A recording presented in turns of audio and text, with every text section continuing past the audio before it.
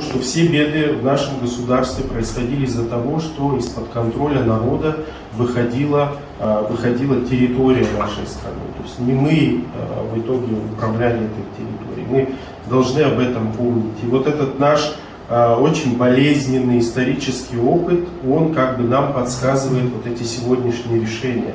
Мы не должны, вот читая о событиях столетней давности, мы видим, что фактически мы опять же вот в ту же самую колею попадаем и повторяем ужасные ошибки, приведшие нас к трагедии на самом деле. Мне кажется, что надо сказать нет всем этим решениям. Мы не можем, даже я считаю, что концептуально мы не можем обсуждать этот закон, мы не можем, как нам предлагают, обсуждать конкретные положения закона.